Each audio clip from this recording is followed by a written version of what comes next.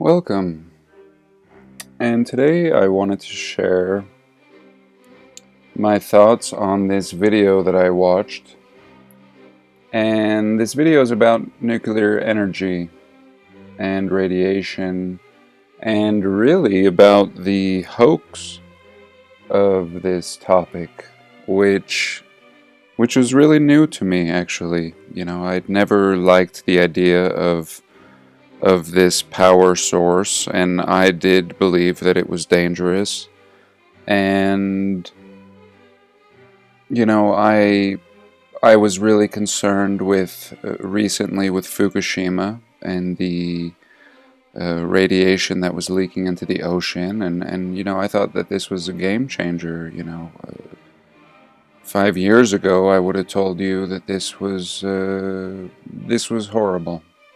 And I was surprised as the years unfolded that we really haven't seen as much, damage as I thought there would be, or casualties. And this video is really fascinating. It actually begins, with one of the foremost, nuclear power plant experts, a man who pretty much built the first power plants from scratch and was working for GE and, was a nuclear scientist. His name is Gaylen Winsor, and just a remarkable man. I mean, this was one of the pioneers, and, he was amongst the group who was hired at the very beginning to, create, to process basically the rocks that contain this plutonium and render them into blocks of, bars of metal, basically. And from this, you had this pretty much infinite power source. And, because he was at the beginning of this this study and this science, they didn't use suits or protective mechanisms. I mean, he just handled this plutonium in his hands, and later goes on to talk about how, when he built this first reactor, this first power plant, he used to swim in the cooling ponds at the base of the reactor.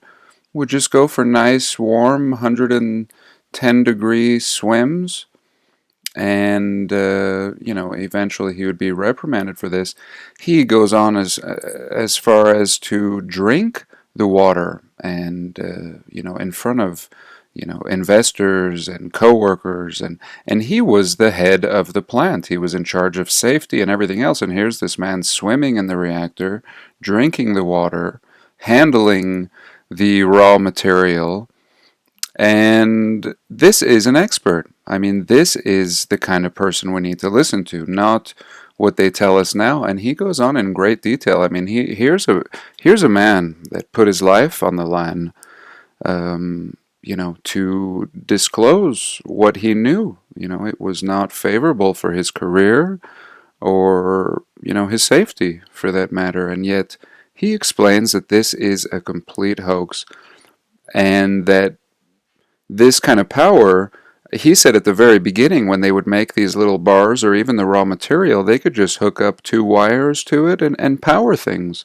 And the military is using these right now. These are powering different devices. This is free energy, and it is actually safe, according to what I'm considering to be the greatest expert I've ever heard a lecture about or on the subject. So really, really fascinating. And, this kind of led me down one road, the work of Gaylen Winsor. And I mean, by the end of this, I'm, almost wishing I had a little chunk of, I'm wishing that I had a little chunk of plutonium, and I'm recognizing the value of this. And I happen to live on solar power, and as of recently, after about 7 years, my batteries just this year are not performing now that it's getting cold, and I'll need to replace them. And it brings up, it really brings me to this subject. Here's the man, by the way, Gaylen Winsor. And it just brings me to this subject, I mean, here is this stone, essentially, this material, this naturally occurring, or maybe not naturally occurring, but that's kind of another subject. We can get into that another time. But yes, I mean, here is this stone that produces, power, perpetual power, and that is much safer. And later, this Gaylen Winsor, this expert, he does explain that it is a big scheme. And the value of this refined plutonium that they say is spent is not spent, is what he's saying. And so they say it's spent and that it's hazardous material, but yet we as taxpayers pay great amounts of money to store this spent waste. I mean, I think it was something like $1 million a day just to store this waste, which he is saying is absolutely not waste. He's saying that this is potential fuel. And what it sounded to me like, without him saying it directly, is that they realize the value of this, and this is being stored perhaps for future generations. I mean, they realize the value of this. So, first the taxpayer pays to build these plants and to refine this material, and then after a short time, they render it as waste, charge us to store it, and build facilities to store it when it is actually perfectly good to go. I mean, each little piece, tiny little fragment, has the potential power for hundreds of years. I mean, so there is a real scheme going on here, and I understand, actually. It makes a lot of sense. Why should I have believed? Anything I believed about the subject and the dangers all came from the mainstream narrative, and all my fears were based on that, and it actually makes a lot of sense. It's actually very refreshing to finally see some light and some truth shed on this matter of nuclear energy and radiation. So very, very, very fascinating. And I will leave the link to this. I recommend you watch it. I mean, it was about an hour-long presentation. I saw it on this Hacking the Headlines site, and I'll leave that link as well. Really, really interesting. But again, I'm tying this back to my solar power problem now needing batteries. And I'd watched videos in the past, and there's tons, and I'm not going to get too far into it in this video. But some of you may have heard of Jon Huchison. And Jon Huchison, I should have pulled up pictures of him. He's a wild-looking character. And, Huchison basically used to go to Army Navy surplus stores and just, tinker and just, take all these different surplus parts. And he ends up reaching the point to where not only does he make, and this is in our day and age, I mean, this is, within the last 50 years, even more recently. And he ends up, creating batteries out of crushing different rocks and heating them to a certain temperature, similar to what they do with plutonium. And, you have to first heat it to, kind of activate it, and then it just glows. It just goes and goes and goes. And Huchison did this with several different types of minerals and rocks and different combinations, and explains how to do all of this. And he creates, essentially, batteries. And from rocks. I mean, batteries from rocks. And so I did a quick little search here, and I ended up finding this video. And, this video is basically, doing the same thing. He has a different formula and a mixture, and it'd be worth studying, everything recent along with the Huchison ideas. And Huchison really went to the next level. I mean, he reaches the point to where with frequencies, he is melting stones and fusing stones into wood, and really we see a lot of these things. We see a lot of these archaeological anomalies where they'll uncover a rock with a pickaxe or a hammer in it, a wooden hammer, and the rock is growing around it. It makes no sense. It makes no sense until you think about frequency and what frequency can do. And so Huchison reaches that point of frequency where not only is he melting things and fusing different elements together, but he is levitating. He is actually levitating things as well. I mean, there is no end to what you can do with these frequencies. And so, this particular video, what it reminded me of is what Flat Earth British is talking about, Martin, in his videos lately with the fasces and the sword. And what is this fasces? I mean, we see this fasces everywhere, and this reminded me of a part of a fasces. I mean, a fasces, you would have several of these bundles put together. And what do we have here is a power source. Now, this guy has mixed like a clay and different minerals, and it's hardened in here with the copper tubing. And these are essentially batteries. I mean, what he's showing us right here is, just one of these, just one, not even acting in a unison. Just one is producing voltage. And, he looks up, he shows the voltage meter here. I think it was getting 10.5 volts, but regardless, with adjustments, the sky's the limit. You have these together, and this is perhaps, and here's what I'm getting at, perhaps the fasces, and let me show you a picture of the fasces also while I'm talking about this. Perhaps the fasces is some sort of a battery. And I'm very excited about Martin's work and The Greatest Story Never Told, and I feel as if maybe I'm premature for even talking about this, because in another episode we could have this revealed to us. Great work that Martin does. But in any case, this fasces I really do think may be a battery. And in Martin's latest video, he brings up the point that you always have the sword with the fasces. The sword with the fasces, and as if this is a conductor of energy. The fasces itself is like some sort of a battery, and now this is like some sort of a wand. I mean, you can actually conduct electricity or frequencies, or this becomes more of a tool. I mean, why are you going to carry this thing around into battle unless it has some great purpose? Otherwise, you want to keep it light and you just want to run around with your sword. So really fascinating, and this is really going in an interesting direction.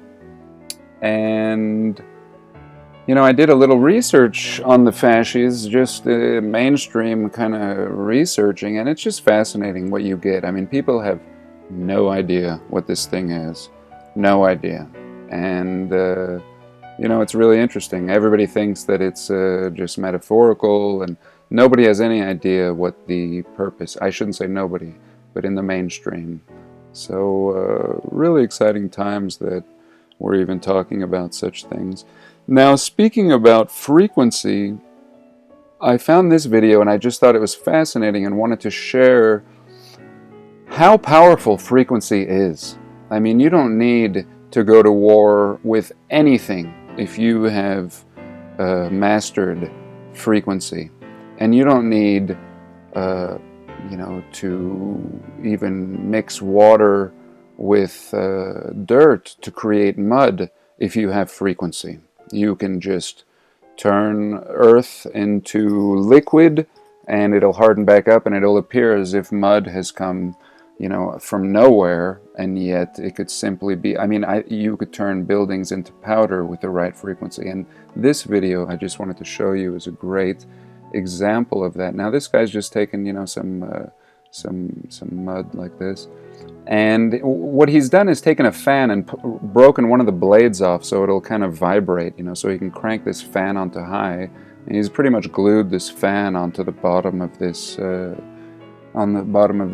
pane here, or plexiglass, or whatever it is. Now watch what happens when he cranks this fan up, and just simple frequency. and it will make sense what you can do and the power, the absolute power of frequency. And that's it. There's the mud flood, and absolutely fascinating. And now you could have, really, if there was no hard bottom, if there was no bottom, those buildings are just disappearing, and you have an entire civilization completely buried, completely, as we see in these photos. So really, really fascinating. This doesn't have to come from anywhere, but from wherever you are directing this frequency. So here the frequency could be occurring, and simply, gravity or whatever, the motion is just pulling it downwards. It's just flowing downwards, only because that's, the elevation is simply moving it that way. But regardless, that's it for that subject. Now I wanted to jump onto, buildings, for example, and how, is this a giant fasces? Once we understand the small and symbolic fasces that we see all over the place, then I think we can begin to understand the role that a building like this would play, because this is absolutely a giant fasces. It's very clear. It's very clear that whatever the fasces is that we don't understand, this building is also that same technology. This is like the grandest version of that technology, because otherwise there's really no purpose to building, a building like this. I mean, really. I did take a little turn in the video while I was doing the research on energy and Huchison and the Huchison effect. And, I just really wanted to include it. It involves anti-gravity, and a very interesting, the most interesting anti-gravity that I've ever encountered. It's a very organic and natural, manipulation of natural things that this guy, Viktor, well, let me look here. Viktor Greben, I'll put his name below. But in any case, yes, he loved to study bugs and beetles, and he discovered a beetle that actually would vibrate, and produce a frequency. It wasn't about flapping its wings, it was about creating this frequency, and it created anti-gravity and could float around. I mean, this beetle floated. It wasn't a flying beetle, it was a levitating beetle. And he ends up, taking these beetles apart, a bunch of the wings, and creating a platform, essentially like a flying carpet, or but a flying platform, a very crude looking wooden platform that he has these beetle wings on, and he ends up displaying how these wings and the shape of them, and the beetle, and the scarab beetle as well, and in Egypt, I think he was saying it wasn't a scarab beetle, it was this kind of beetle. It was this beetle that, allowed great things to happen, and levitation, and he shows amazing things, amazing, and I think this is worth a whole, maybe lifetime of research. Absolutely fascinating. But at the same time, I really wanted to show this anti-gravity. And here he's showing the beetle and the Egyptian hieroglyph. But yes, I'm going to touch more on this, but absolutely fascinating. The levitation, this is like the pattern that's underneath the wing, and that it actually floats. You can actually float with just the shape of the wing. It doesn't even have, the creature doesn't even have to be alive anymore, and the inherent design, the natural design of this wing, you know, retains these properties. But yeah, again, look at the properties here again on the left with the beetle, and earlier there a minute ago, and you were able to see the platform that I was talking about. And I don't know if it shows a picture. I'll drum up a picture of him actually floating, you know, about 6 feet off the air with this platform that he's just glued these wings to. But I mean, essentially the idea would be to maybe 3D print these. I mean, if it's the design itself, the design created a field, a magnetic field, and basically, you know, that's the idea, is that simple forms, simple sounds and forms, and many different ways to manipulate a magnetic field. And really, really interesting. I mean, and again, this would almost seem silly if you didn't have the backstory, and if we didn't just see what we saw even in later dates, the experiments done with these beetles' wings and their properties. Really, really fascinating, and worth a lot more research, that's for sure.